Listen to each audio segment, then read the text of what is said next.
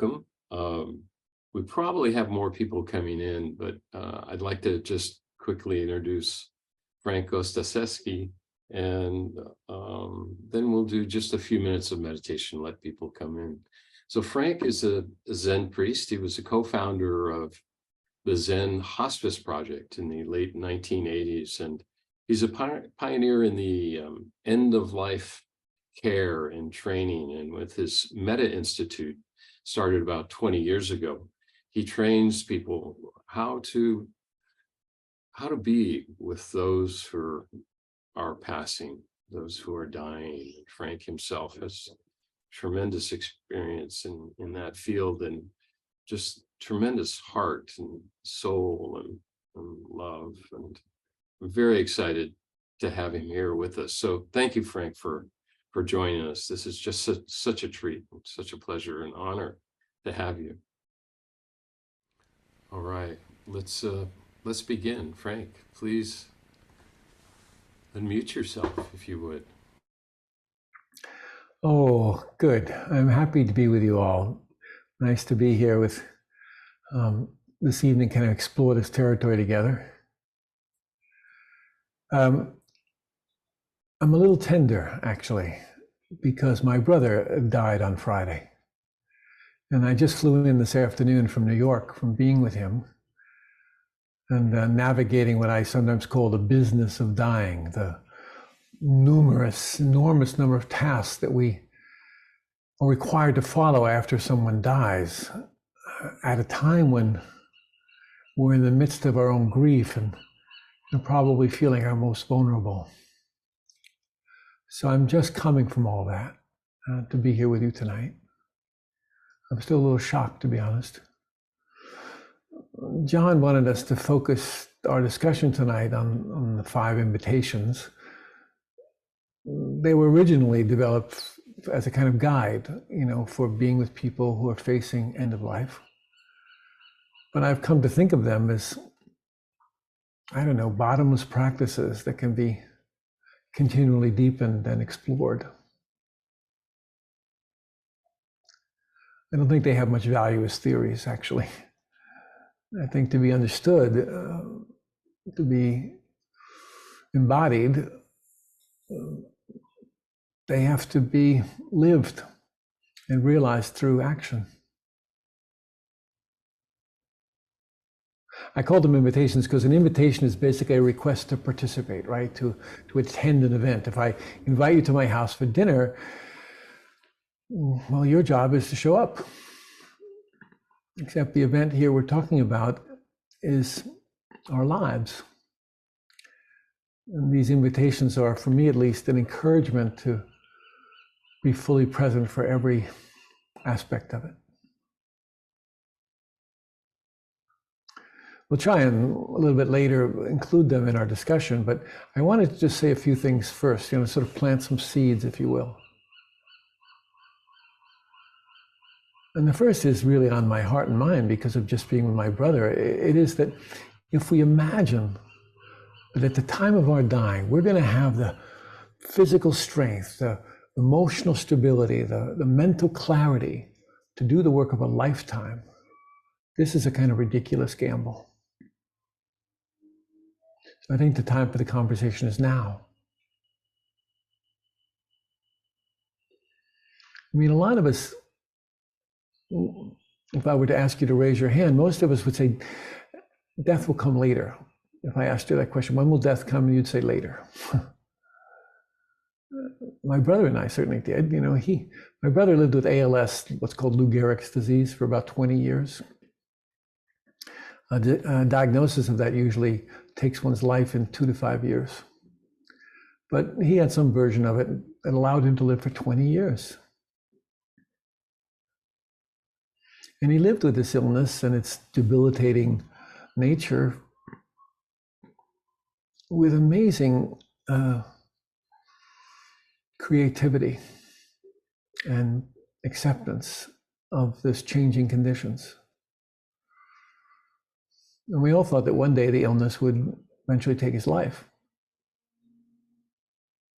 A few weeks ago, he began to feel shortness of breath, and So he went to the doctor, and the doctor put him into the hospital, thinking it might be the ALS rather, or it could be a heart condition. They did a CAT scan and found a big mass in his lungs. This was 2 weeks ago. And then Tuesday, a biopsy was being done to sort of determine if it was cancer, and if so, what type, etc. And 3 days later, he died. We imagine death will come later. No sense worrying about it too much now, Later gives us that comfortable illusion, doesn't it? That kind of safe distance between us and death. But we know from our practice, right, that constant change is not later. It's right now. Impermanence is the essential truth woven into the very fabric of existence. It's inescapable, perfectly natural, our most constant companion. I mean, where is this morning's breakfast? Where's last night's lovemaking? Where's my blonde hair gone? Intellectually, we get this. We understand this. We get it that treasured vase that our mother gave us will one day fall off the shelf. That our car will break down. That the roof will leak. That the people we love will die. And I think our work is to move that understanding from our intellect and nestle it deep in our hearts. Impermanence is humbling. I mean, we all pretty much agree that life is in constant flux, right? Our practice informs us of that way. We know that seasons come and go, relationships begin and end, trends peak, But we still sometimes cling to this illusion that we ourselves are solid things. Solid things moving through an ever-changing world. It's a bit of an arrogant perspective, isn't it? Everything's changing except me. But we're mistaken. We're not the nurse or the software engineer or the barista or the Zen practitioner listening to this talk, at least not in ways we imagine. Not separate and apart. We're at once here and disappearing.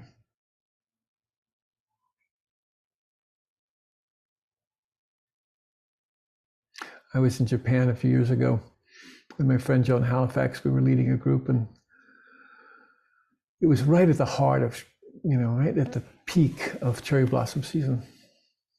And, the hills are covered in these delicate, beautiful flowers that last just a short while. And it's extraordinary to be there. And then I teach in northern Idaho a lot. And outside the cabin where I stay, there are these little tiny blue flax flowers that last for a single day.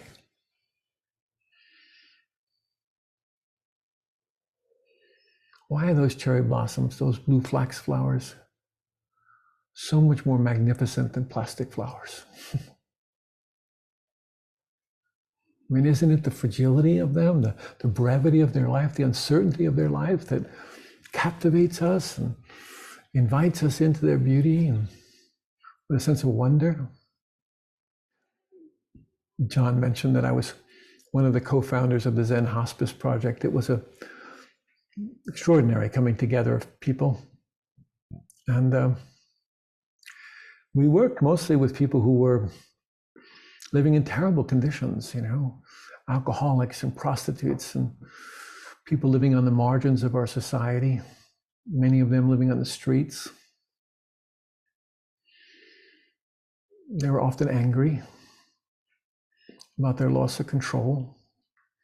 They didn't trust much in the system or even in humanity, actually. And so for some, dying was a great gift. They made reconciliations with long-lost family members, or they freely expressed or received the love that they'd always hoped for.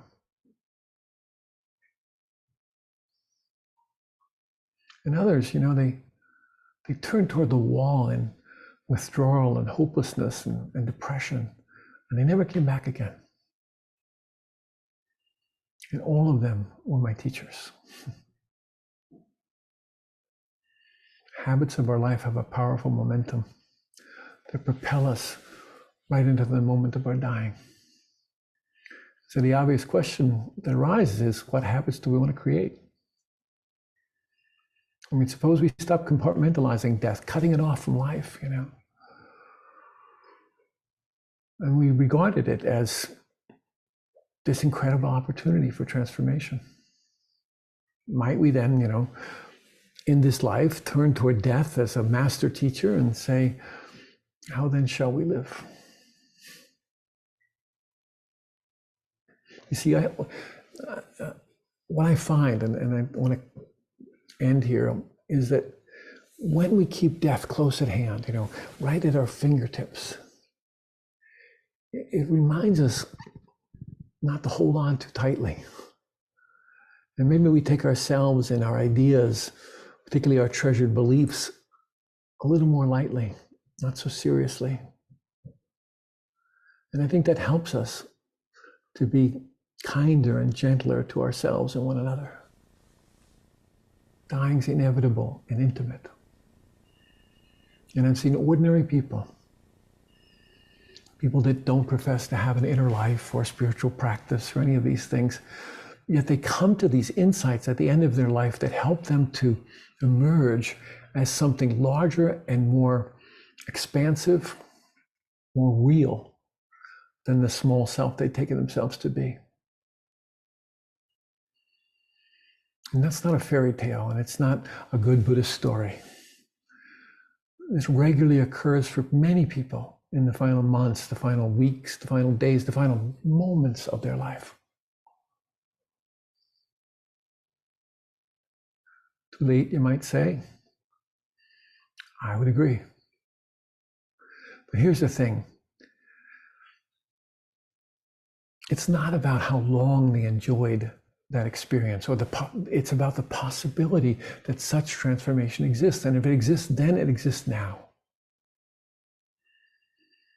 So we can harness our awareness of death to appreciate the fact that we're alive, to encourage us toward self-exploration, to clarify our values and generate positive action in the world.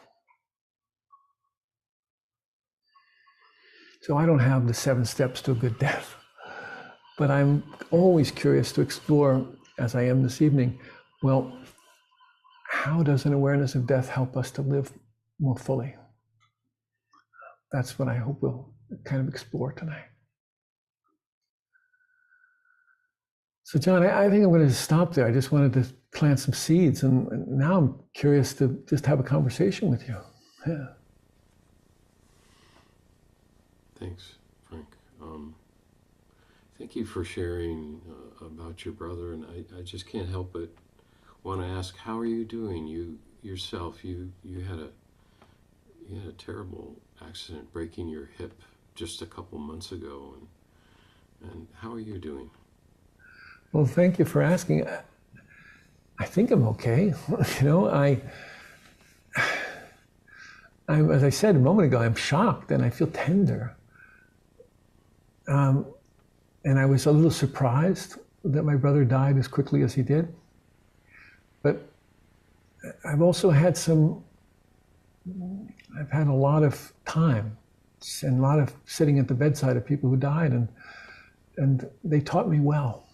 They taught me well. And as we get older, right? And I don't know if it's happening to you, John, but I'm getting older. I don't know if you are, but these things occur. Bones break and we fall down, and our brains get whacked and become a bit scrambled, as mine is. And what happens? We include it. Hopefully we learn from it a little bit, but we include it.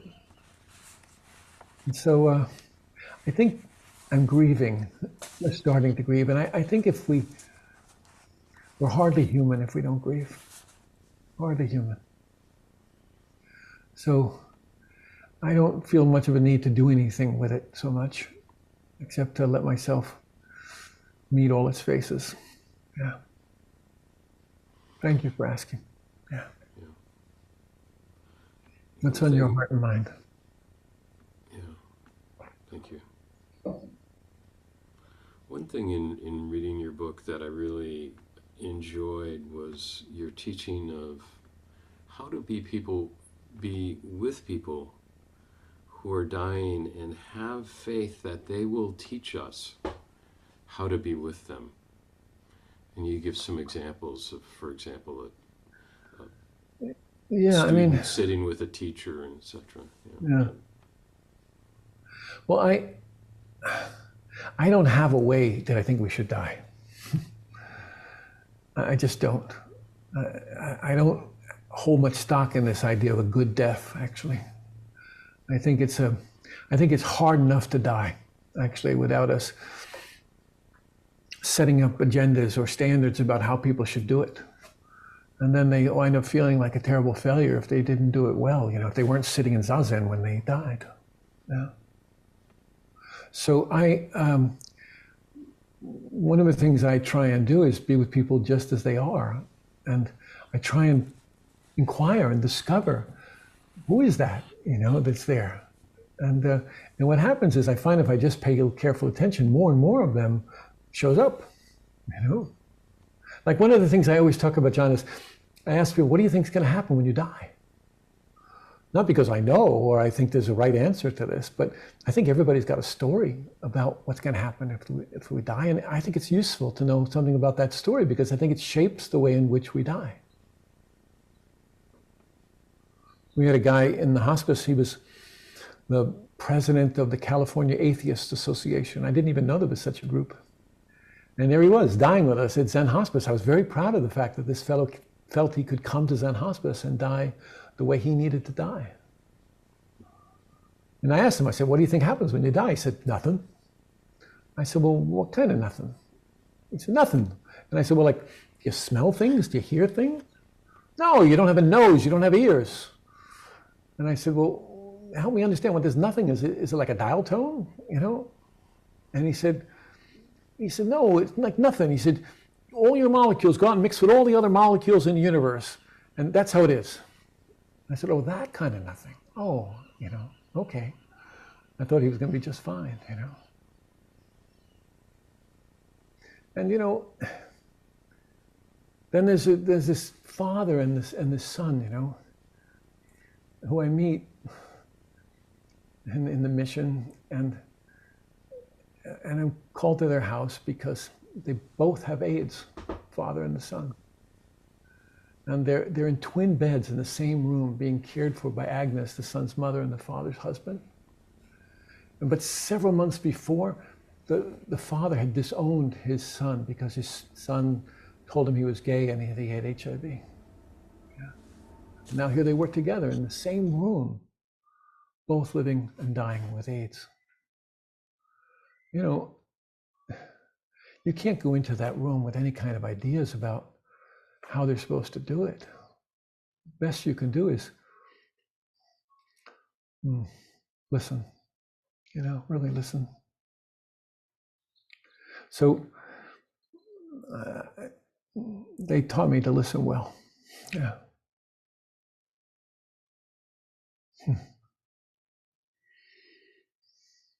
It's not so different than you and I talking, John.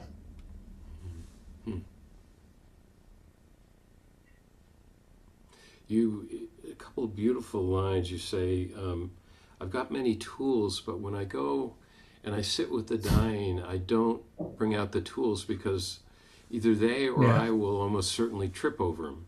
I lead with my humanity. Yeah. I mean, we all got our tools. We got our, psychological, medical tools. We got our Zen tools, and we got them, ready to take out an emergency, and it's good to have tools. It's good to know something about the territory, but I like what you just said, I lead with my humanity because that's what, that's what we're meeting there. We're meeting each other in our humanity. Yeah? And we don't know how it's going to be.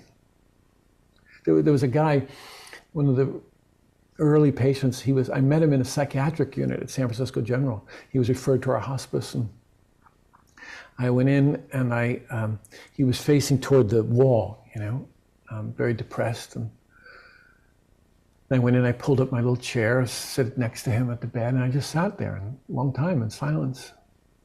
More time passed, he didn't acknowledge me. And then finally he kind of looked over his shoulder and he said, "Who are you?"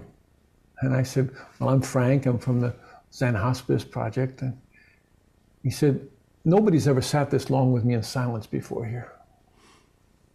I said, "Well, we get a lot of practice at silence. You want to come live with us?" And he said, "Yeah." That was the end of the admissions interview, And he told me during that interview that, because I asked him, I said, "What do you want?" And he said, "Spaghetti." And I said, "Oh, spaghetti." I said, "We make really good spaghetti. You could come to our house, And when he arrived at the hospice, we had a big bowl of spaghetti waiting for him. You understand? Because that meant nurturance and familiarity and family. And, he ate the spaghetti, it was good spaghetti, but it wasn't that great, This guy wanted to take his life because he couldn't imagine any future of dignity in his life. And this was long before the laws had changed in Oregon and in California and elsewhere in the United States. But Derek Humphreys had written a book, How to Take Your Life When You Have Terminal Illness. And this guy wanted the book. And so I said, okay. And I got him the book. And every night I'd read a chapter to him, because sometimes you got to go to the darkest places to find what heals. Yeah. And so I'd read him a chapter, and I'd read him a chapter. And after a week or two of this, he said, "Frank, I really want to thank you." I said, "Why?" He said, "Because I'm happier now than I've ever been." And I said, "Oh, bullshit." I said, "Just a few weeks ago, you wanted to kill yourself because you couldn't walk in the park and write in your diaries. What was that all about?" This is how I am with people. And he said, "Oh, that was just chasing desire." This was a guy who'd lived on the streets of San Francisco. He wasn't a Zen student. We never taught him to meditate. That was just chasing desire. So what do you mean? He said, "Now my pleasure comes from the coolness of the breeze and the softness of the sheets."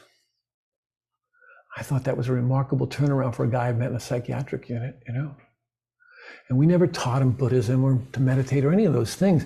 It's just that the dying process has this way of stripping us of all our form, all the ways we've defined ourselves, all the roles we've carried. They're all either stripped away by illness or they're gracefully given up, but they all go. And then what do we find? We find something more fundamental in ourselves, as he did.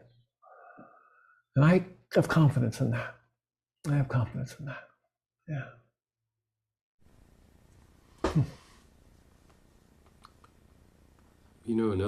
Another story, one of the most moving stories that I've heard you tell, was about walking in and greeting a young boy that had just died. Could you share that story with us?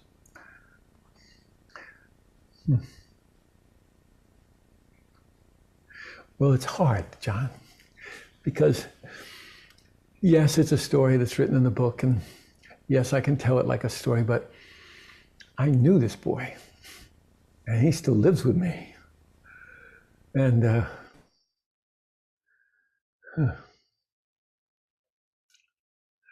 so when I share it with you, I live it again.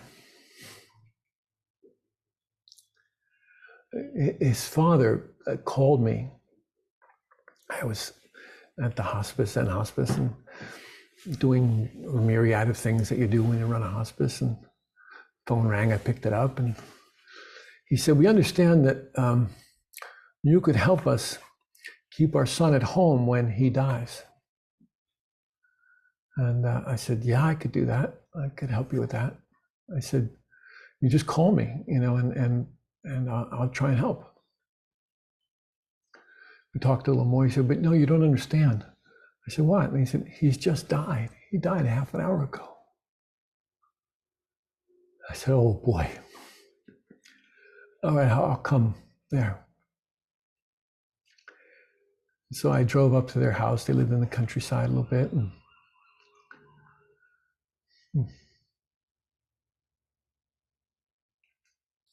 I remember walking into this house. His little brother answered the door, and I walked in the house, and he brought me to the room where Jamie was. And I went in the room, and there was Mom and Dad and Jamie in the bed.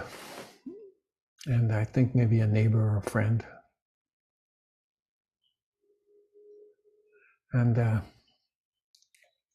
so I followed my intuition, which is what I trust. And I went over to Jamie, and I leaned over and I kissed him on the forehead. And when I did that, the whole room broke into tears. Because even though they had loved him unbelievably, nobody had touched him since he died. And so his mom and his dad and I sat down, and we talked about how in lots of traditions across the world, for hundreds of years, people have bathed the body as a way to honor it and care for it and help it make the journey between worlds. And so we talked about how we might do that and what parts of it they might like to add.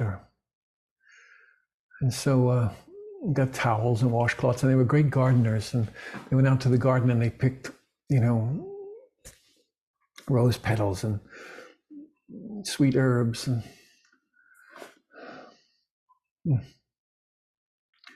we made this basin of water with the flowers and the herbs in it. And then we started this process of bathing his body. I didn't know how it would be. I had never done it with a young boy before. But I remember this mom, she started at the top of his head, and she washed down the back of his body. And there were scratches and abrasions, and every time she came to one of these, she just took care of it with so much love, so much care.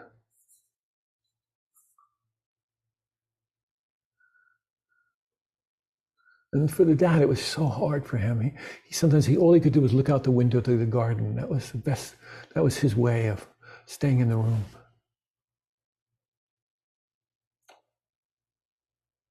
And his mom, she got to his feet and she washed his feet and she counted his toes. She said she'd done that when he was born.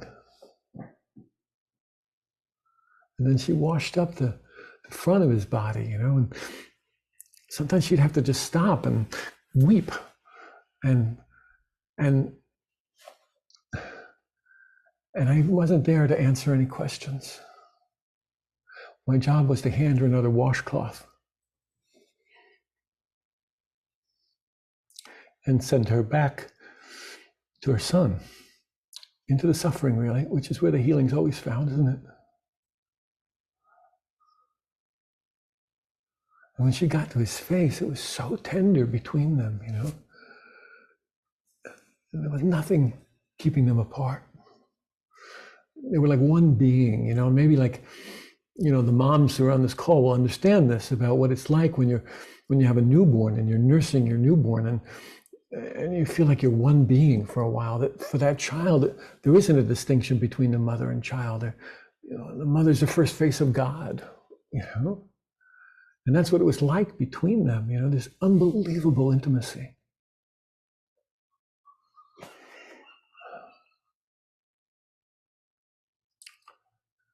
And Father would have to, in the process, they'd stop and tell me stories and help me to know about him. And it was a way of them getting current with what had happened, And in the end, we stopped and we dressed him in his Mickey Mouse pajamas, and his brothers and sisters came in the room, and we made a mobile out of it. He liked to make model airplanes, I remember. So we made a mobile out of all these model airplanes that he had made, and he hung it over his bed so that his siblings could have something else to do. We need something to do sometimes. And a little while later, I left. And I went home to my own son, who was very young at the time, about the same age as Jamie, and I held him very tightly that night. I felt great gratitude for his health that night. Yeah. So when I share something like this, first of all, it moved me just to think of them again, hold them in my heart again. And what it shows me is how remarkable people are, how they can rise to unbelievable conditions and find their way into them and through them. And I've seen this 1,000 times, how people find their way. And sometimes all they need is somebody who's willing to stay in the room when the fire's really hot. Yeah. And often I felt like that was my primary job. Just don't leave. Stay in the room.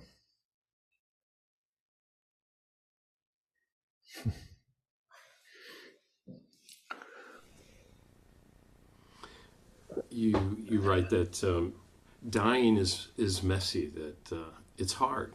It's hard to die, and it leaves skid marks in relationships. And you have a really touching story about the founding of the Zen Hospice Project, and a brother and a sister who, when they were young, were orphans, essentially. So. Mm-hmm. Yeah, I call them Travis and Blaze in the book. It's different than their real names, but Blaze was the first person we brought to the Zen Center. We had a volunteer hospice program which was working in the community and SRO hotels and that kind of stuff. And then there was this woman that I met at San Francisco General, and she needed a place to live and die. And so I talked to the then director of Zen Center, and I said, can I just bring her home, And I was like a kid with a puppy, or something, I don't know. And we brought her back to Zen Center, moved her up to the 3rd floor, and we didn't have much of a hospice program by then, but we just took care of her. And I would go down to the dining room and find Zen students who were eating. And I'd say, you want to learn how to be with someone who's dying? And they'd say, yeah. And I'd bring them upstairs and I'd put them in the room with her. And she taught them, actually. And she was very comforted because she had cancer. And so as a result of chemotherapy and radiation, she'd lost most of her hair. And she thought this was a place where lots of people with cancer were living because everybody was bald, And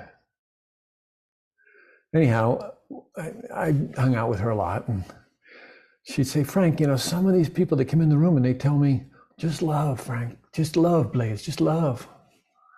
And other people come in the room and they say, just let go, Blaze, just let go, And she said to me, Frank, what do I do first, love or let go? And I said, oh, you're going to know. I said, you'll figure it out. And she had a brother, and they had been orphaned when they were kids. They lived in foster homes and orphanages and horrible conditions, actually. And her brother rode the rodeo circuit. And so somehow we got a hold of him. I can't remember all the details, but we got a hold of him. And one night he showed up at the door of San Francisco Zen Center with this big 10-gallon hat and silver belt buckle and snakeskin boots, and we opened the door, and here's this guy, and he said, what kind of a place is this? You got my sis, like that, And I said, come on in, come on in. And we went upstairs, and I was going to tell him about his sister, and he couldn't go in the room, it was too much. And so I said, well, we'll give you a bed. You sleep here tonight. We'll talk tomorrow. He didn't go in the room. And next day we were in the courtyard at Zen Center smoking cigarettes and talking, and everybody was a little askance, but I just listened. And at one point he says to me, John, I want to tell her it, but I can't tell her it. And I was like, what now, And I said, well, I said, you haven't got a lot more time, Travis. I said, so if there's something you want to tell her, now's the time to tell her. I can't tell her. And I said, well, you tell it to me then.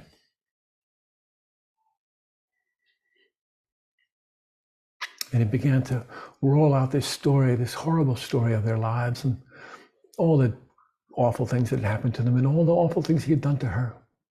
He'd abused her in all kinds of ways. And I thought, oh my, I'm not a priest. How can I take this? What do I do with all this? And then I said, come on, let's go upstairs and see your sis. And we went upstairs and he pulled up a chair next to her bed and he basically said the same thing to her. He said, you know, I want to tell you, but I can't, you know, I'm no good with words. I can't find the words. And she did the most amazing things. She held up her hand like this and she said, in this place, I have someone who feeds me. I have someone who bathes me. I'm surrounded by love. There is no blame. Wow. Wow. I mean, in that moment, the whole lifetime was forgiven. It didn't condone any of the things that happened. It wasn't like they were all okay. None of that. It wasn't about that. It wasn't about justice. It wasn't about condoning. It was just forgiveness, which Stella understood to mean that she was going to die and she didn't want to carry this with her anymore. She wanted to set down this old pain. And so she taught me about love and letting go. Yeah.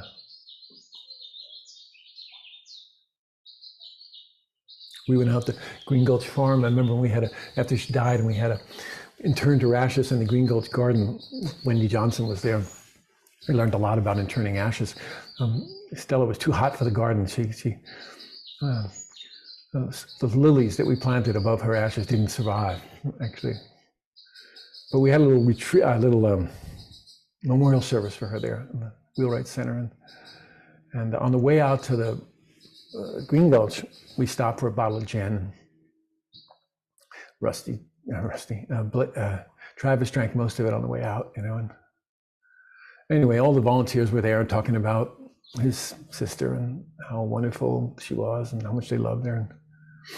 And in addition to the gin, he bought a dozen roses or so. And he went around to each of the volunteers and he said, some of these roses, well, they're for gratitude. Some of these roses, well, they're for love. And some of these roses, well, they're just roses. You know? And I thought we'd had some kind of Zen influence on him, you know, over the period of weeks.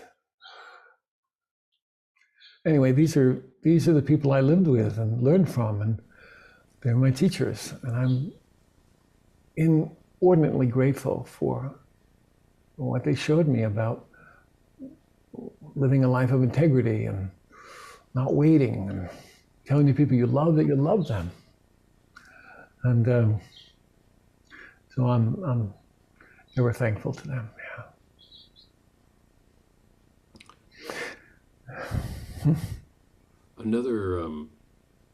Another teacher of yours, Stephen Levine, who you dedicated the book to, among other folks. Could you tell us about your relationship with him and how you learned from him, perhaps? Oh, he's a character. Stephen was a real character, and I loved him dearly. I still love him. And he's been dead for a few years now. And when my son was being born, we lived in the country. We were kind of hippies, and I was reading a lot of Kubler-Ross in those days, Elizabeth Kubler-Ross. And anyway, I had the chance came to come up and to see her, and so I went to study with her for a little bit. And in those days, her retreats were mostly people who were dying or had traumatic losses, etc. And anyway, I studied with Elizabeth, and she was remarkable. And she's the one that sent me to Stephen, actually. And anyway, I went to Stephen's programs and we got to be friendly, and anyway, I love him, and but we also had a very honest relationship. And when I was a boy, without going into a long story, young boy, I went through a lot of sexual abuse with a priest in my parish, and you don't need to know about all that, but as a young boy, I conflated that kind of pedophilia and abuse with homosexuality, and I didn't really understand it then. Anyways, it just stayed with me without much exploration, honestly. And then later, Stephen, this was just at the beginning, before we knew what to call the AIDS crisis. Stephen said, well, you know, there's this new disease, Frank, and he says affecting a lot of men in the gay community, and you know, maybe you should go work with them. And you know, he's my teacher, and then I got so angry. I was so angry from all this old trauma came up in me, and I just grabbed Stephen, you know, like, and I put him against a wall, actually. And I said, you son of a bitch, you're going to send me back into hell. And that's really how I thought about it. It was wrong thinking, but it's how I thought about it at the time. And I was very, you know, it was distorted thinking on my part. And I just held him there, you know, like, and then, of course, while I was holding him there, practically his feet off the ground, I realized, oh, he's right. You know, son of a bitch, he's right. He's gonna send me exactly where I need to go. And I set him down, and he laughed, of course, and like a really old Zen story, except it was happening in contemporary times, you know. And you know, then I started working with. I worked as a night attendant, you know, working with people from midnight to 8 in the morning, you know, the lonely hours. Yeah. And then it was from that we started Zen Hospice. Stephen was a good friend, and he came to Zen Hospice a lot to tea. He was dear to me. And before he died, they lived way up in the mountains, you know, and outside of Taos. And I called him up, and he said, I said, I'm here, I'm in Santa Fe. He said, you come on up. And he never invited anybody up to his house. And anyway, I went up, and he and Andrea and I, his wife, spent the day together. And Andrea was going to drive me back down the mountain. And I got in the truck, and I said, wait a minute, hold on. And I got out of the truck, went back to Stephen. I said, we're not going to see each other again, are we? He said, no. I knew he was coming close to the end of his life. And so we did bows and held each other a lot. And then that was the last time I saw him. And I'm ever grateful to him for everything he showed me. He showed me how to have courage and not to be afraid of suffering, how to go towards suffering, how to find the healing in suffering. Stephen taught me that. And boy, he was a tough but good teacher to me. Yeah. Anyway, I'm telling too many stories here, John.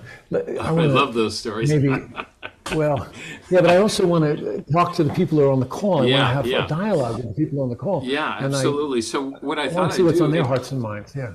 If it's okay, sorry? Frank, is to open it up to Allison and John Tarrant, and then we'll open it up to everyone else.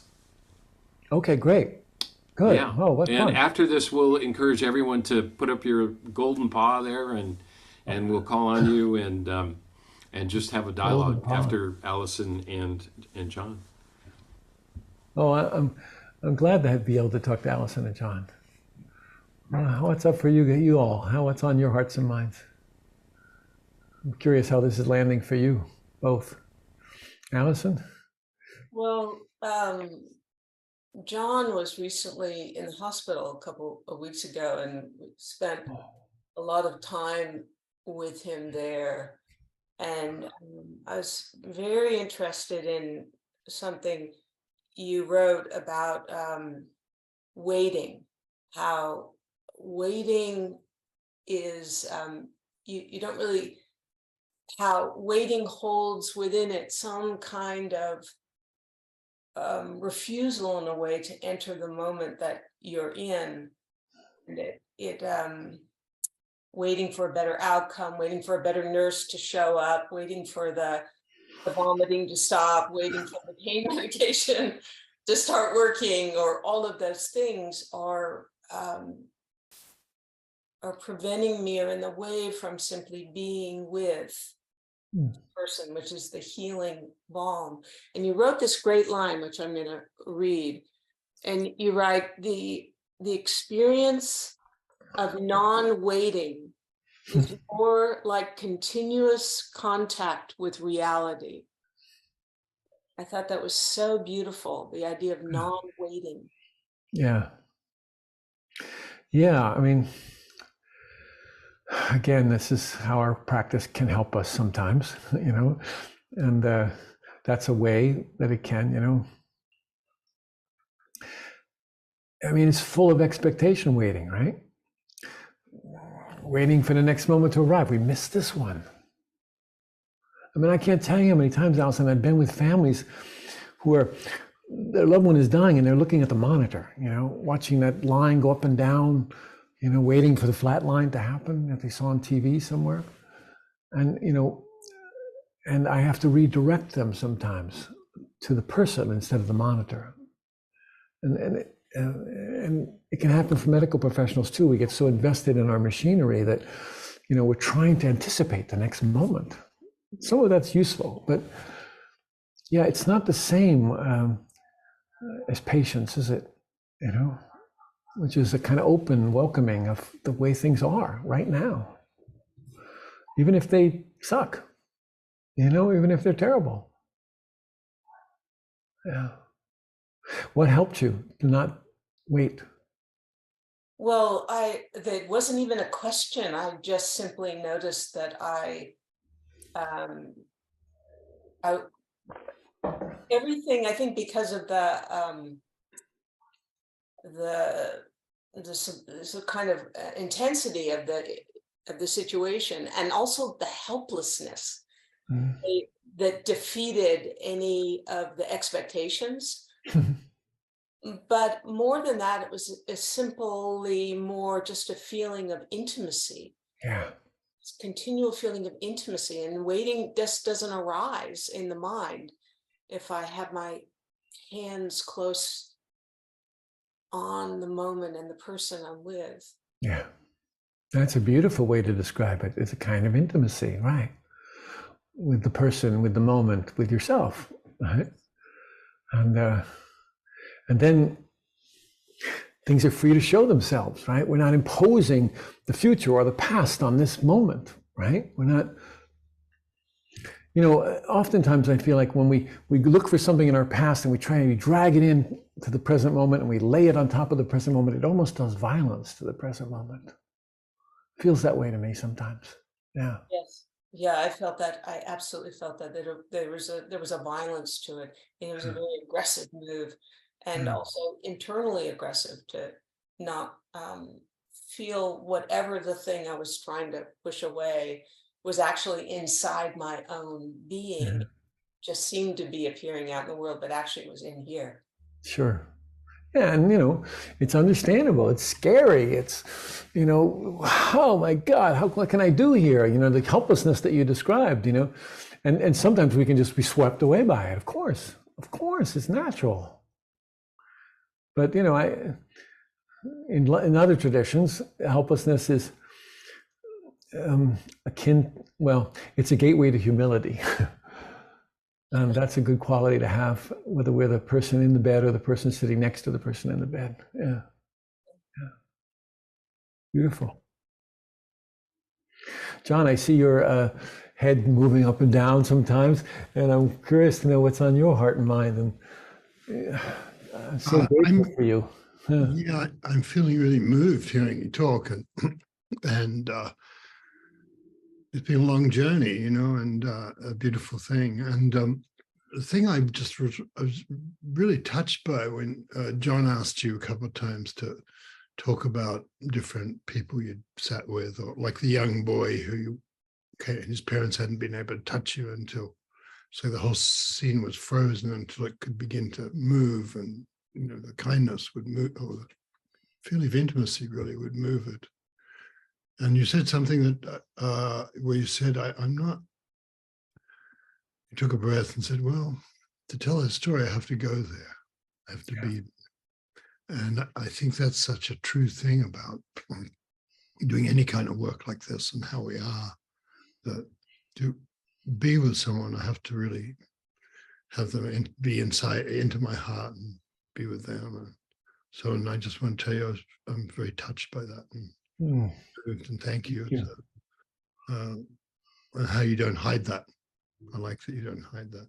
You know, there's no way to decorate that story and not feel it and things like that. So, so I'm just touched by that. Yeah. Thank you, John. Yeah, I mean, it can become a story, you know, it can just become a book and we can read it and tell it again to other people, but it's not nice when it doesn't, you know. Yeah. It's real then. Yeah. Exactly. Yeah. You know, that's part of being human, is showing up real. Yeah. And not knowing what to do. You know, Bernie Glassman was an old friend and teacher, and I loved him dearly. And I loved his precept. You know, his first one was not knowing. And it was, you know, not knowing. That was the beginning of everything. You know, and it allows for the kind of openness, curiosity to emerge, wonder to emerge. You know, a sense of discovery to emerge. Yeah. And then things are free to show themselves and unfold and reveal what's needed. Yeah. I think so. I think it's, I don't know, there's an integrity in that. And I'm just saying, I feel that. And it's a nice thing to feel that when I feel you in that way. Thank you. Yeah. We don't have to decorate stuff, you know, it's just here, you know. So that's all. I know people are eager to get to you, and so I know, or to ask you questions. And then people have lost people recently on here, and all sorts of people with interesting or deep, profound questions. And I think you said you'd like to. Yeah, I do. I want to have a bit of a dialogue with folks and just see how this is landing, where it's landing. Is it in their belly, or is it in their heart, or is it in their head? You know, and what's on their hearts and minds, you know? It doesn't have to be a question. It can just be something somebody wants to share. But we'll keep it brief so that as many people can share as possible, okay? So John, I can't, because of my vision, I can't see the thumbnail. So you call on somebody if they have their hand raised, and then we'll just have a little dialogue. We'll just inquire together. We'll explore together, okay? You don't have to have something all worked out. Yeah, please put up your little golden paw, and we can call on you. And Frank really does want to interface with people. If you don't know where it is, it's on. If you click on reactions, which is on your bottom of your screen, and then raise hand is one of the most prominent reactions. So. Okay, I see. It looks like there's a couple of hands raised, John. Yeah. We're so Michael per meter. Per meter. Yeah. Could you unmute? There you go. Yeah. Okay. Yeah, I can hear you, Michael. There you go. Can you hear me? Let me see if I can. Yeah, I can. I can hear you. Go ahead. Well, my mother died about 4 months ago. She was 104. Wow. And I've been here in Chicago for the past 3 years since the beginning of the pandemic. And towards the end, she fell and went into hospice, and I ended up being one of the caregivers for her, and all kinds of. It was just profound all that time. But now, you know, the intensity of the grief time is kind of healing that, settling it. And what I'm doing is going over the whole process and how a lot of the time when I had to make decisions, I wasn't really calm and centered. And I'm looking back thinking that if I knew now, if I understood what was happening, I would have, perhaps made different decisions in terms of helping her before she entered hospice. So it's kind of I can't go into great detail. It's just a general Yeah, I got sense it. So of how not is it being when, able to be yeah, go ahead. so when you replay like that, Michael, Yeah. um, and if you were going to tell me on the replay what the tone of voice was of who was talking to you, what would you say about it? I would say I'm not pleasing someone who's, I'm not really doing, the replay is, I know this guy or this person thinks I should have done something that I'm not doing. Uh-huh. Can't get to them, and they didn't come forward to let me know what it was. Right. And I have, but I feel I still have something to go through with that. Yeah, I need to be forgiven by them or something. Yeah, there you go. Okay. Missed the beat. All right. So Michael, when let's keep it simple, okay? All of us have this internal standard bearer, let's call it, this part of our being that was always telling us to look both ways before you cross the street, and it's kind of the internal parent, let's call it that. I mean, we don't get psychological, but it also has a way that it thinks you should be. And it's a protective device. It protects our fragile ego, but it's very critical, actually. And sometimes it has really useful information to offer, Michael. Like, it knows you really well, and it might have something useful to offer, but what you don't need is the delivery system. You don't, like, I've been around some really wise people like John, and they've never, ever transmitted their wisdom to me with meanness. Mm-hmm. Never once. And so when you hear that tone of voice, that's not wisdom speaking, that's not wisdom speaking here. And so it helps you to identify it. And then actually you can stop the conversation. You can stand up for yourself. You can act on your own behalf and say, wait a minute, you've been telling me this shit for 40 years. Enough, find somebody else. Right now, I need to trust myself here. So that's the first thing, is that critical voice, in a way we have to stop it because it will stop all spiritual growth. It'll stop all inner growth. Until we learn to tame that inner voice, it's hard. And being mindful of it is not enough, actually. I think we actually have to stop we have to interact. It's a corrosive voice. And I think we have to interact with it and say, stop, and learn to stand up on our own behalf, So it's hard enough, right, that you went through this with your mom? I mean, wow. Yeah. It must have been challenging for you. Well, I was like, it was more work than one caregiver at any one time around the clock could do. That's right. And all levels of right, and that's how it is. That's how it is, and especially in this country. I don't know where your mom was, but in this country, we're leaning on families to do this kind of stuff that's impossible to do by yourself. We expect them to be able to do everything, and it's really hard. And you did the best you can do, and it's never enough, right? Not for this voice that's in there. Right, exactly. Right. So substitute this voice. Once in a while, let your mom speak. Like say, just stop the voice. Say, you be quiet for a minute. And Mom, what do you think? What do you think she'd say, Michael? You asking me now then? Yeah. If you asked your mom, how was my care for you? What would she say? I think she'd say, at some point she said, what are you doing? And another point she says, she's having a phenomenal experience that she's going through. She went through so many amazing transformations. All right. That was then, but now, if you're going to ask her now, Michael. Oh, if I could ask her now. Yeah, what do you think she'd say? We look back retrospectively. Get a hold of yourself. She would say that comes to mind. Uh-huh. Huh? Do you think she felt your love?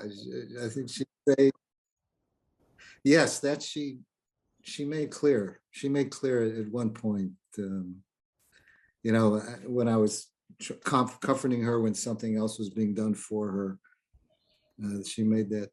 I come back to that experience often. Good. Information of love. Good for you. Yeah. It's really important to hear that voice also. You know, you might not be able to shut down the other one, but it's important to include mom's voice as well. Yeah, definitely. Yes, she says, yes, Michael, I Mhm. know you love me. I love you. However, Mhm. she would say it, you know. That's it. Yeah. All right. Yeah. Thank you. Thank you. Yeah. Thanks a lot. You're welcome. Maria, please. Maria. Oh, Thank ¿cómo you. estás, Maria? Muy bien, Frank. It's so Oh, good to see you. It's always a joy. good to be with you. Yeah.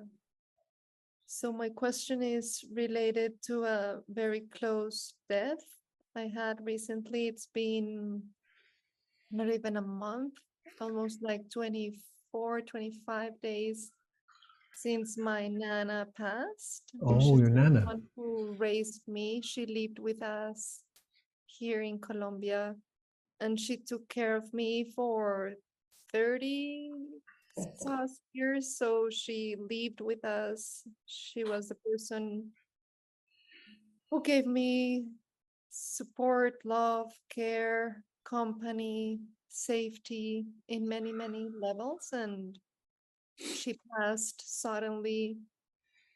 She was in Bogota. I'm in Medellin. So I'm like wondering these kind of COVID deaths. So she was intubated. I got Yeah. to see her on video, like breathing, and Yeah. then I got to see her not breathing. Yeah. Oh, stay right there, Maria. Stay right there. Don't talk over that. Let yourself feel that for a second. So you were trying to have this real relationship with your Nana, but you're doing it over a screen. Yes. And it feels a little, I don't know, what does it feel like when you're doing that? Well, all these years that I've been training with you, this is like my 4th year. I've been Uh-huh. following you all over the world, and I was always very afraid of being in the moment of dying of a loved one. And in this time that I was not able to be there, all I wanted was to be there, Yeah. to hold that body, Yeah. to see that body. Yeah. Yeah. And I'm traveling on a Saturday for like a 1 month memorial or Uh-huh. ceremony, where we're taking her ashes to the place where they will remain. Yes. So I'm going there and I won't see her. I'll see the ashes. Ashes, yeah. And I know there's a lot of processing that I need to do to come to terms. I've been working anyway. I've been following my life every day Yeah. and haven't been able to process Yeah. like depth of the grief. And Yeah. maybe it's because I don't know how to do it. Okay. How to go there All without right. crumbling and not being able to be functional. Yeah. So I'm just struck by this image of you trying to connect with her over the screen, right? And maybe she's not able to speak, or it's difficult for her to speak, etc.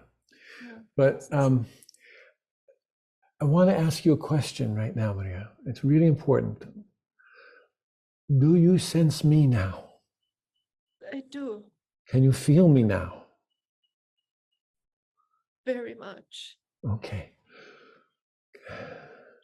Can you feel my love for you now? I do, yes. Don't just answer yes. Make sure it's true for you. Okay? All right. Do you think it might have been possible that your Nana felt your love like this, like we're feeling now? Yes. But you might not have been able to get back from her what you wanted or what you needed. The touch, the caressing of your cheeks, right? Whatever she did for you as a young girl. Yeah, that you miss. Yeah. Yeah. So I'm asking you these questions because I'm not trying to lead you. I just want you to know that there was a possibility that she could feel your love. Yeah. And the caress that you want on your cheek, or however she cared for you as a young one, this you have to grieve. And it won't just be sadness. And it won't just be about the past. It's also about, you know, my brother died, I told you, a few days ago. And what I'm aware of right now is not just what was had and lost, but what we didn't get to have. And so we lose something like the future, or a dream, or a possibility, that we grieve that too. Not just what we didn't get to have, but what we don't get to have. Okay? And this you know how to do, Maria. You know how to feel, and you know how to trust your good heart to be a reliable guide. It won't let you down. Your wise heart will not abandon you. Okay? John Tarrant, your mic isn't muted, so I'm just seeing you, not Maria. There we go. Okay. Maria, anything else? Just thank you. Thank you That's so enough much. for now. Okay. I love you very much. You take good care, huh? Wait to see And feel all of it as much as you can. And it doesn't all have to be felt at once. And sometimes it will feel like sadness, and sometimes it'll feel like fear, and sometimes it'll feel like numbness. And those are all the many faces of grief. You know that. We've talked about this before. So, and talk to her a lot. Talk to Nana a lot. Doesn't mean you're crazy. Okay, I will. Okay. Thank you Okay. so much. Okay, John. I don't know. Sandra, please unmute yourself. Sandra. Okay. Yes, thank you. Hello. I lost my husband 5 years ago. Mm-hmm. He died of cancer. Uh-huh. He was diagnosed with, the first diagnosis he had was stage 4. And we quickly learned that stage 5 was death. Yeah. And the doctors gave him 4 months to live when they diagnosed him, and he lived for 5 years. Mm-hmm. That was Jim. And we were incredibly close. And what came to mind, I've had so many challenges since losing him. And I think my greatest challenge is feeling whole again. Mm. He made me feel completely whole. Mm. And I'm just wondering if you have any words about that. Oh, boy. Well, sometimes that's how we view our relationships, how we experience our relationship, as coming together and feeling a certain wholeness with a partner, like you're describing. And so, you know, you might be missing that. You might feel like you don't have a right arm or a left leg or something like that. You know, it might just feel like that sometimes. Yeah. Like, how do I do this? How do I function in the world? You know, and I'm gonna guess now, Sandra, that sometimes it's like this, that you don't, tell me your husband's name again. Jim. Jim, thank you. You don't just lose Jim once. You keep losing him. You know, when you get into bed at night and the sheets are cold, you miss him again, you lose him again, right? When you have to do something that he did, you know, whether it was, you know, some task or something you love to do together, you miss him again, you lose him again. And so it's not a single experience. It's multiple times we have this feeling of losing someone. Yeah. And there's another kind of hole that happens. And it's like a hole in our belly in a certain way. It feels like that in a way. And so what happens is we keep trying to fill that hole with something. cheeseburgers, friends, golden retrievers, whatever we got, right? And part of the work, I think, particularly those of us who practice, part of the work is to let ourselves feel the whole and not try and fill it.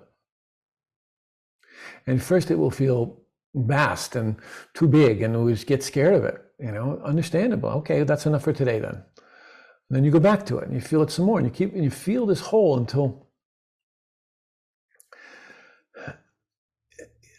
what happens is the thing that you're most missing starts to emerge in the whole. And it isn't really Jim. It's the wholeness of you. That, yeah, of course you want Jim back. Of course you want him back. But there's another kind of whole here that's important to pay attention to, and it's to let yourself feel into that whole. Until what starts to happen is in the middle of that emptiness, in the middle of that just sense of loss, something else starts to emerge, something that is reliable for you, that you can count on, and it's a part of you that's already whole, intrinsically whole. Yeah? And that can start to show up, and that's one of the things that happens in the process of grief, is we rediscover ourselves, or rediscover the deepest parts of ourselves that allow us to continue and go through our lives, not forgetting the person that we love, but bringing them with us everywhere. Yeah? So that our experience of them isn't only that a sense of loss, but a sense of like, oh, I want you to know how that I've discovered something about me, and now because of that, I can bring you with me wherever I go. Yeah. So let yourself feel it. Yeah, does that make sense to you at all? It makes total sense. Okay, good, good. I'm glad. And I won't say more. That's good. And I completely understand how when I have that sense of wholeness, then I can bring him along. Yeah. Yeah. As opposed to looking for him everywhere, right? Yeah. Yeah, Yeah. exactly. And thinking that he's filling the hole.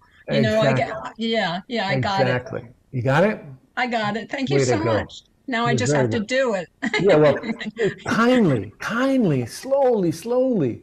Okay. You know, the willingness to, you know, love is a tremendous support for us, but love can also dissolve things into emptiness. You know, we're going to use that term, emptiness. And then love is the very force that allows things for form to take shape out of that emptiness. It's the force of love that allows us to do it. So when you rediscover yourself, then you can bring him with you. You won't be looking for him to fill something. Exactly. Okay.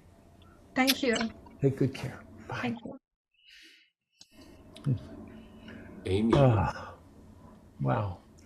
Okay, John, I don't know. Oh, and Sandra, you have to mute it. Oh, you have it. Okay. We have one more, if that's okay, Frank. Amy Yeah, has it's a fine. question. You know, John, I have no sense of time because of my strokes. Okay. And so you'll have to tell me when we're supposed to end. I don't know. Yeah, we've got about 10 minutes. Oh, okay, good. Okay, fine. All right, so who was going to speak? Amy. Amy. Hi. Okay. Hi, hello. Amy. Thank you so much for being here with us. I'm loving being here with you. Really, I wouldn't do it otherwise. Honestly. Beautiful. It's really, I'm loving this too. Okay, what's on your heart? I have this question about the grief for what can't get expressed while we're alive. Yeah. My parents are very old, so I'm in daily communication with my brother. And I have one brother. And we're very good, a very good tag team with caring for our parents. Our dad is 97 and mom is 92. And wow. They're still able to live independently because I'm there providing a lot of care and a lot of emotional support. And my brother is a doctor. So when there are medical things that need to happen, he's good at that piece. Okay. So what's this part about expressing, not being able to express? So the problem is that I feel with my brother like there's a shell around my heart, and I want to say I love you to him, and I'm afraid it's going to make him uncomfortable. And that I'm going to be too much for him. And this is really important relationship for me. So I don't want to regret that we couldn't have that easier connection, because it always feels kind of tense. So have you tried? I mean, I've said I love you, and I've said love you, or stuff like that, and he doesn't say anything, and sometimes I'm not sure that it's his language. Yeah, may not be. So So what about if you were really specific with him about loving him? Like he's a doc, right? Yeah. So he does stuff. Yeah. Right? And he likes doing stuff well, I bet. Yeah. Speculate.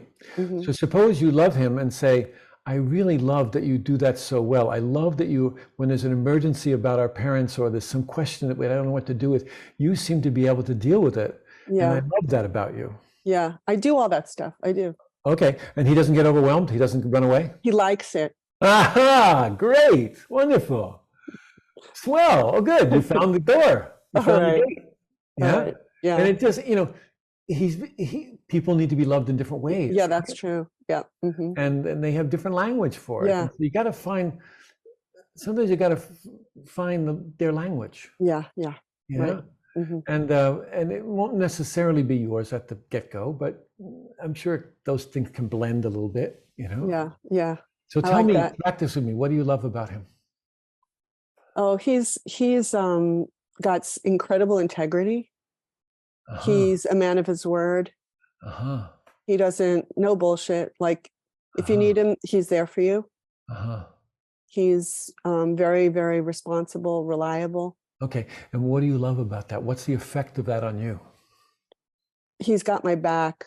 I know that if I was in trouble, he'd be there for me. So it's some trust that you have in him. Big trust. Big trust. In both ways. Yeah.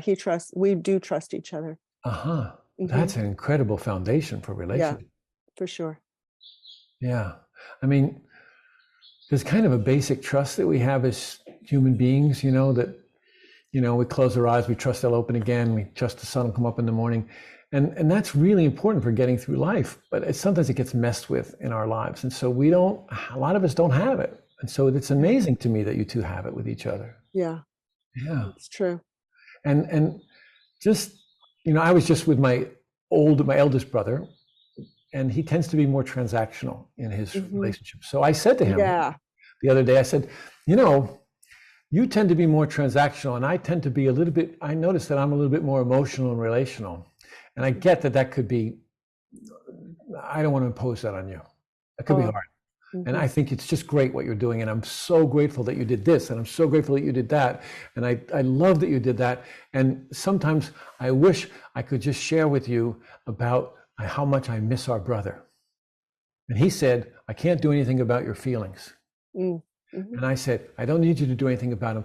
I just want to share with the one person who I know knew him. Yeah. And he said, oh, okay, I could do that. And it was non-threatening. He didn't have to do anything then, that he didn't know how to do or didn't feel comfortable doing, etc. So just keep, finding each other's language. It's really important, Yeah. And in the beginning, you'll trip on each other. But have you ever traveled in a third world country or a place where you didn't speak the language? Right, so you stumble along, right? And you make gestures, but you find a way in because there's a genuine wish to connect. Yeah. Even if you don't know each other's language, you find a way to in. And that, you know how to do that. And so you can have confidence in that. And because there's this basic trust that exists between you, that's a place that can be acknowledged and reflected. Somebody, you can hold a mirror to that in him. It's beautiful. That basic goodness in him. Yeah. Beautiful. That maybe looks different, than you, but it's okay. Yeah. Yeah. Thank you very much. You're very welcome. Hope it goes well with your mom and dad. Thank you. One day at a time, Yeah. Yeah. Thank you. Okay, John. Yeah. Well, John Terrence and Allison Atwill, do you have any closing thoughts or words? I noticed that Kelly from Ladakh was on, which I don't think we have time, perhaps. I'm okay with it taking more time, but I just don't want to hold your people up. Is there Okay. someone else that wanted to say something and didn't get to? Yeah. Okay, let's do it. Thank you, John. Thank you, Frank. I just greetings from Ladakh in the Himalayas in the morning. Oh, wonderful. And I just so admire, admire isn't the right word. What a gift your life has been to have these experiences of being with death and grief. And my experience has been, and it, you know, kind of surprises people at times, but I find grief to be the most powerful gift that I've been able to experience in life. I was able to hold my mother as she died in bed, and holding my brother who died of AIDS. I had been his caretaker for his last year, and so we had hospice. But the things you expressed and others expressed here, and that I remember that the hole, you know, the dark hole in my stomach, and treasuring it because that's what I had left. Yeah. You know, that's what was real. And the other parts of grief that are so fascinating to me is that they're not, they're pure. You know, so much of it is not triggered by thought. It's just this, you know, body, visceral, you know, pure response to the present. It's just fascinating. And it's beautiful the way you're talking about it. I love that you're bringing in the body, actually, Kelly, because, you know, we think of grief as just an emotional experience, and it's not just that. It's a body experience. I'm convinced that grief is a bodily experience more and more, you know, and we're very rarely directed in that way. We you know, we have support groups where we talk about our feelings, or we see a therapist, all of which is fine, but there's a physical experience to grief, isn't there? Yeah, very much so. Yeah. And I just briefly wanted to share, when after my mother died, I had always known that she wanted her body washed, that she wanted a handmade wooden coffin made with barn boards and be planted on the hill, and an oak tree planted over her. So when she died, you know, I'm trying to get my siblings, okay, we need to bathe her, and nobody wanted to. And she was very, very Catholic. And she had gallons and gallons of holy water. So I thought, well, I might as well use this, you know. And I invited anybody to help me. And my 13-year-old niece said, yeah, I'll do it with you. I said, great. So I'm handing her, you know, dish rags and some of the holy water. And I said, no, wash between her toes. And she said, well, they're not going to pop off, are they? You know, just the pure presence, you know, of an unknowing. But it was what a gift for her to have passed through that kind of processing, and how each grief has been so completely different for me, each person in my life, and how the process of bathing her and being with her dead body in the same room for 3 days or nights, it changed the whole process of her grief. I mean, of the grief for me with her compared to others. So I just find it such a gift for me. Well, you know, it's you can only someone who's been in the middle of it or has been through it can say that word. It's a gift. If you tell somebody else it's a gift when they're just starting out in their grief, they'll slap you with a wet fish, you know, and rightly so, you know, because it's just, we're going to go through this in our way, but it is very human to grieve. We can say that it's very human to grieve, and we will do it in lots of different ways. And there's no right way. There's only your way. Yeah. So I'm glad you had this experience with your mom, and it differs from the other experiences you had. And so the grief is different, of course. Yeah, of course. And someone said recently to me in a program, I don't know who it was, but they said, sometimes grief is love that has no place to go. Sometimes grief is a love that has no place to go. You know, we're used to sharing it with our loved ones, or the one that's gone now, for example. And, you know, I feel that today, I feel that with my brother. Sometimes I feel this, oh, I wish I could, you know. But I'm finding my way with it. I'm finding my way. Thank you very much, Kelly. Thank you. Yeah. Thank Okay, you, John. Thank you, Frank, so much. It's just so touching, and you know, we're just honored to have you here, and the love that you radiate is amazing. We'd like to end with the 4 vows, if that's okay, and to dedicate those vows to your brother Mark. Oh, that would be generous of you. Thank you very much. You know, so Go ahead, John. Why don't you lead them? we'll actually we have Jordan McConnell, a guitarist, who will play them for us. Oh, wonderful. Yeah. Okay.